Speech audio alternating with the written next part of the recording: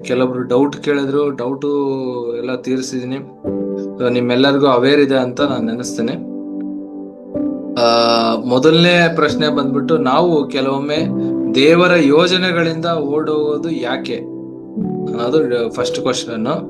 ಎರಡನೇ ಪ್ರಶ್ನೆ ಬಂದು, ನಮಗೆ ಇಷ್ಟವಿಲ್ಲದ ಅಥವಾ ನಮಗೆ ನೋವು ಉಂಟು ಮಾಡಿದ ಜನರಿಗೆ ನಾವು ಹೇಗೆ ಕರುಣೆ ತೋರಿಸಬೇಕು. ಫಸ್ಟ್ ಕ್ವಶನ್, ಸೆಕೆಂಡ್ ಕ್ವಶನ್ ಇದು. ಸೊ ಫಸ್ಟ್ ಕ್ವಶನ್ಗೆ 4 ನಿಮಿಷ, ಎರಡನೇ ಕ್ವಶನ್ 4 ನಿಮಿಷ. ಸೊ ಬೇಗ ಹ್ಯಾಂಡ್ ರೈಸ್ ಮಾಡ್ಬೇಕು. ನಾನು ಬಹಳ ಟೈಮ್ ಇಲ್ಲ, ನೀವು ಬಹಳ ಟೈಮ್ ಕೂಡ ಕನ್ಸ್ಯೂಮ್ ಮಾಡಬೇಡಿ. ಸೊ ಮೊದಲನೇ ಪ್ರಶ್ನೆ, ನಾವು ಕೆಲವೊಮ್ಮೆ ದೇವರ ಯೋಜನೆಗಳಿಂದ ಓಡೋಗುವುದು ಯಾಕೆ? ಈ ಪ್ರಶ್ನೆ ಬಗ್ಗೆ ನಿಮ್ಮ ಅಭಿಪ್ರಾಯ ಏನು? ಯಾರಾದ್ರೂ ಹ್ಯಾಂಡ್ ರೈಸ್ ಮಾಡ್ತೀರಾ ಬೇಗ?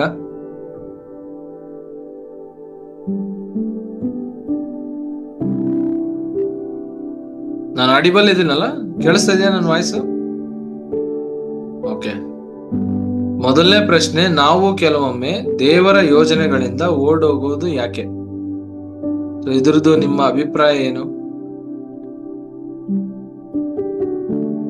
ಹ್ಯಾಂಡ್ ರೈಸ್ ಮಾಡ್ಬೋದಾ ಯಾರಾದ್ರೂ?